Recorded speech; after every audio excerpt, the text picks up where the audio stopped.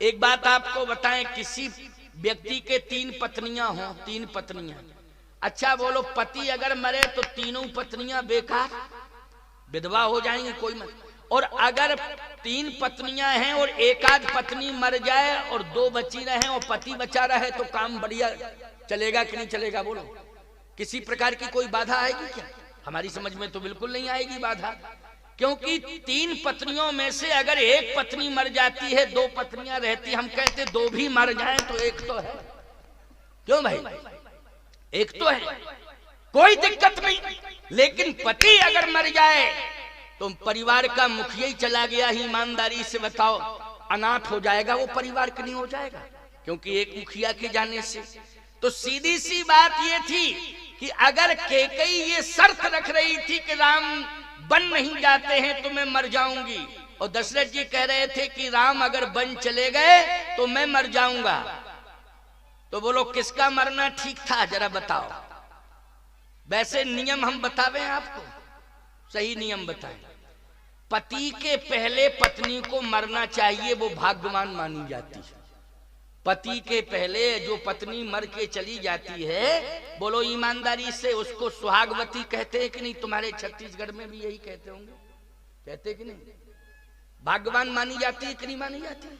और वो अपने को मरते समय उसकी श्वास, अंतिम श्वास निकलती है तो याद रखना, पति का अगर दर्शन उसे हो रहा है तो अंतिम श्वास पति को देख करके प्रसन्नता में उसकी अंतिम श्वास निकल जाती है कि तुम्हारे देखते देखते मेरे प्राण जा रहे हैं, अब मेरा जीवन धन्य है, कन्फर्म है कि मेरा उद्धार हो जाएगा, मेरा उद्धार हो जाएगा। सही बताओ प्यारे, यही धर्म भी कहता है। प्रारब्धानुसार अगर कोई घटना घट जाती है तो मैं तो ये कहता हूं कि राम की मां को भी वैधव्य मिला है। कोई संसार की नारी अपने आप को ये न कहे कि मैं ही ऐसी अभागिनी हूं कि मेरे देखते देखते मेरा पति चला गया। तो मैं तो कहता हूं कैकेयी की बात छोड़ो, कौशल्या जैसी महान तपस्विनी जिसने अनंत वर्षों तक तपस्या की है, निर्गुण ब्रह्म को सगुण बना करके अपनी गोदी का लाल बना लिया है, ऐसी कौशल्या को भी वैधव्य लेना पड़ा कि नहीं लेना पड़ा? बोलो, जो ब्रह्म की मां है, जो राम की मां है, बोलो उसे भी वैधव्य लेना पड़ा कि नहीं? हमारा किसी प्रकार से ऐसा भाव नहीं है कि अगर दुर्भाग्य के कारण, किसी घटना के कारण कभी किसी परिवार में ऐसी कंडीशन आ गई हो तो वो माताएं अपने को ये सोचने लगे कि स्वामी जी भी तो इस प्रकार की बात कह रहे थे कि उससे बड़ा दुर्भाग्यशाली संसार में कोई होता नहीं है जिसको पति छोड़ करके चला जाए। अरे मैं क्या कह रहा हूं, जिसको पति छोड़ के चला जाता है वह पत्नी स्वयं कहती है कि मेरे समान संसार में कोई अभागी नहीं है। बोलो, कहती है कि नहीं कहती है? मेरे समान संसार में कोई अभागी नहीं है, मेरे समान संसार में कोई दुर्भाग्यशाली नहीं है, ये तो स्वयं वो ही कहती है प्यारे। लेकिन सत्य तो ये है कि दोनों में से अगर ये कंडीशन आ जाए, मान लीजिए धर्म संकट की बात बता रहा हूं, पति पत्नी दोनों हों और मौत आए और मौत कहे एक को ले जाएंगे एक को छोड़ जाएंगे, दोनों में से हम आए हैं लेने के लिए, लेकिन एक पति पत्नी के बीच में मौत खड़ी है, समझ लेना, हम उदाहरण दे रहे हैं, समझ लेना, बस समझो, समझो नहीं समझो तो अपने घर चले जाना, क्या दिक्कत है, हमको तो बताना है, समझाना है।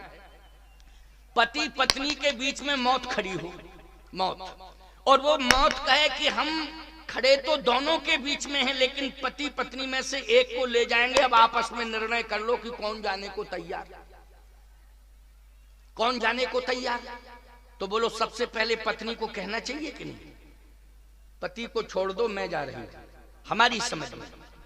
अब वो बात अलग है, क्या कहती क्या नहीं कहती उसके मूड पर है नहीं, लेकिन सही बात तो ये है कि पत्नी को ये कहना चाहिए मौत से कि मौत मेरे पति को हाथ मत लगाना, मैं जाने को तैयार हूं, मुझे ले चल। बोलो ललकार के कहना चाहिए कि नहीं कहना चाहिए? और पत्नी कहीं ये कह तो संदेह पाया जाएगा नहीं, संदेह पाया जाएगा कि नहीं पाया जाएगा, इस प्रकार की भाषा बोले। एक बार मेरे सामने एक व्यक्ति रोता हुआ आया, बोले महाराज महाराज महाराज महाराज। हमने क्या बात है? बोलो पत्नी को समझा दो मेरी, नहीं तो मैं आत्महत्या कर लूंगा। हमने कहा अरे ये तो बहुत खतरनाक बात है। उसकी पत्नी भी पीछे से आई। मैंने कहा कि पति अगर आत्महत्या करेगा तो पाप तुझे लगेगा कि नहीं, और तू विधवा हो जाएगी, तेरा जीवन बेकार है। ऐसी परिस्थिति पति के सामने क्यों पैदा कर रही है कि ये आत्महत्या करने को तैयार है? बात क्या है? मैंने उससे पूछा पति से, मैंने कहा क्या बात है, मरने के लिए तू तैयार है, बात क्या है? उसने कहा महाराज जी सही बात बता दूं, शाम को हम दुकान से आते हैं व्यापार करके और खोपड़ी खराब करती है। तो हमने कहा क्या खोपड़ी खराब करती है, पैसा वैसा मांगती होगी, कितना कमा ले आके? ये नहीं, ये कहती है कि तुम झूठ बोल के धंधा मत करो, झूठ बोल के धंधा मत करो। हमने कहा बात तो सही कहती है भाई, अगर ये पत्नी कहती है कि झूठ का धंधा मत करो, झूठ का धंधा मत करो, झूठ का, तो बात तो सही कह रही है। अब ऐसे में बोलो हम किसका पक्ष लें? ये कहें कि झूठ बोल तू इसका समर्थन कर, ऐसा तो हम कह नहीं सकते, क्योंकि सत्य और असत्य की व्याख्या चल रही है ना इस मंच पर। किसकी व्याख्या हो रही है? सत्य और असत्य की। तो कहे रोज खोपड़ी खराब करती है कि झूठ का धंधा मत करो, झूठ का धंधा मत करो, झूठ क्यों बोलते हो? हमने कहा बात तो सही है। तो उसने कहा स्वामी जी हम अकारण में झूठ नहीं बोलते हैं, धंधे में कोई कारण आ जाता है तो झूठ का आधार ले लेते हैं, कोई कारण आ जाता है तो आधार ले लेते हैं। यदि ये यही चाहती है तो धंधा चौपट हो जाए, आज के बाद हम झूठ बोलेंगे ही नहीं, आज के बाद नहीं, धंधा चौपट हो जाए। अगर ये पीछे ही पड़ी है, हम तो बाल बच्चों के लिए कर रहे थे, अगर इसको ऐसा ही लगता है तो धंधा भले ही चौपट हो जाए, लेकिन हम बिल्कुल नहीं बोलेंगे झूठ। लेकिन स्वामी जी इससे भी कह दो ये भी झूठ ना बोले। तो मैंने कहा कि तू झूठ बोलती है क्या? कहे मैं बिल्कुल नहीं बोलती हूँ झूठ, कभी नहीं बोला मैंने झूठ। पति बोला अगर कह दूं तो? हाँ बता दो। कहे अभी मायके से लौट के आई 15 दिन पहले, कानों की बाला झुमकी जो होते हैं ना वो लटका के चली आई वहां से मायके से, और कह रही थी कि ये हमारे बाप ने बनवाए हैं, तुम्हारे बाप में इतनी सामर्थ है? अरे 2 तोला के तूने सोने के ये बनवाए कुंडल, लेकिन हमें कंफर्म मालूम है कि तुम्हारा बाप 1 तोला का भी दाम नहीं दे सकता है, और तुम्हारे बाप को ये क्रेडिट है कि कोई उधार 5 रुपया नहीं दे सकता है। ना दुकानदार उधार करेगा सुनार, और ना कोई व्यापारी तुम्हारे बाप को उधार देगा। लेकिन हम जानते हैं कि खर्च के नाम पर मुझसे पैसा लिया, उसी में बचा बचा के रुपया इकट्ठा किया और मायके गई सोने के बनवा के आ गई के बाप ने दिया। ये झूठ बोलती है कि सही? तुरंत स्तब्ध रह गई वो। मैंने कहा सही बताओ क्या है? बोले महाराज जी वो बात छोड़ो, हम कभी झूठ नहीं बोलेंगे, कभी झूठ नहीं बोलेंगे, लेकिन इनसे कहो ये झूठ ना बोले। उसने कहा मैं सौगंध खाता हूं कभी झूठ नहीं बोलूंगा। कहे मान लीजिए बोले झूठ, तो उसने कहा जिस दिन मैं झूठ बोलूंगा उसी दिन मेरी मौत हो जाए, मैं मर जाऊंगा। अरे हमने कहा बहुत बड़ी बात कह रहा है, लेकिन इससे पूछो ये क्या करेगी अगर झूठ बोलेगी? उसने कहा अगर तुम ये करते हो प्रतिज्ञा कि जिस दिन मैं झूठ बोलूं उसी दिन मर जाऊं, तो पत्नी बोली मैं भी प्रतिज्ञा करती हूं जिस दिन झूठ बोलूं उसी दिन विधवा हो जाऊं। बोलो इससे बड़ा दुर्भाग्य बोले मेरा क्या होगा? अब बताइए भाई, मरना तुम्ही को पड़ेगा दोनों तरफ से कि नहीं? बोलो ये बड़ी विडंबना। लेकिन सुनिए जरा सावधानी से सुनिए मेरी बात। भरत जी ने कहा कि मैं ये कहता हूं गुरुदेव, मेरी मां ने मेरे नाम पर जिद की थी कि भरत को राजा बनाया जाए, लेकिन मैं कितना बड़ा अभागी हूं, मेरा नाम कितना बड़ा दुर्भाग्य से जुड़ा हुआ है कि मेरा नाम आते ही मेरे पिता के प्राण निकल गए और माताओं को वैधव्य मिल गया।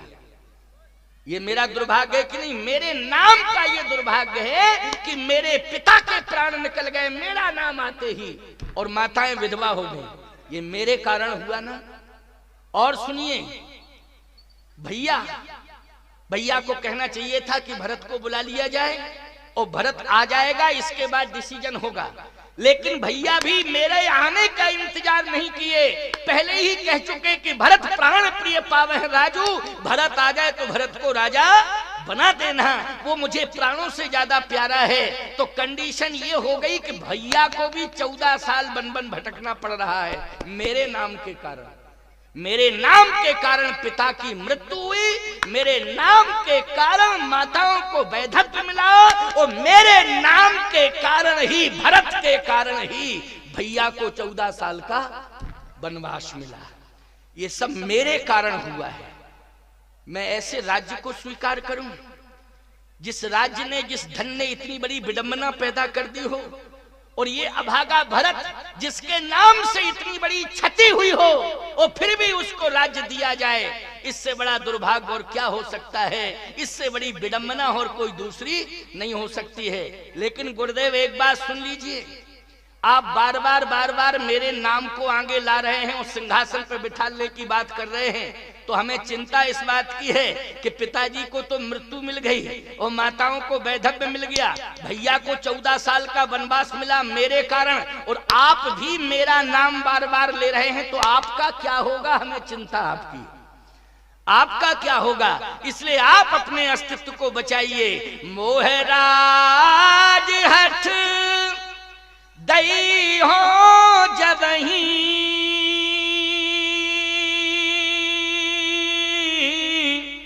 तो रसा रसा तल जई है तवही। यदि आप जबरदस्ती मुझे राजा बना देंगे तो ये राज्य ही रसातल में चला जाएगा, इसलिए बचाओ। भरत, ये राज्य कैसे बचेगा?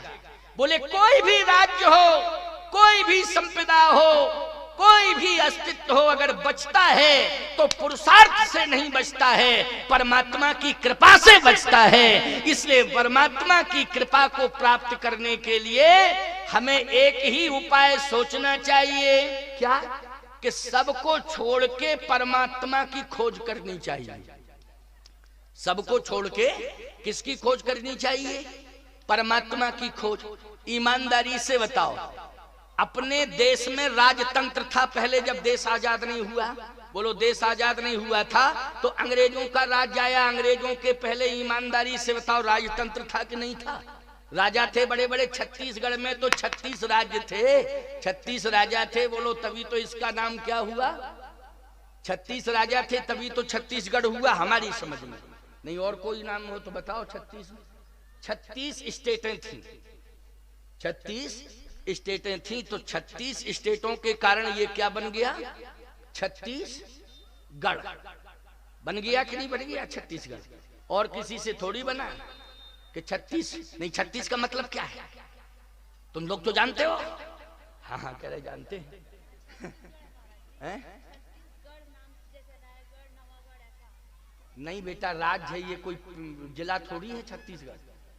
छत्तीसगढ़ जिला नहीं है, छत्तीसगढ़ जिला नहीं है। 36 स्टेटें थी, राज्य थे यहाँ 36। इस जहां जहां तक छत्तीसगढ़ की सीमा है वहां वहां तक 36 राज्य थे।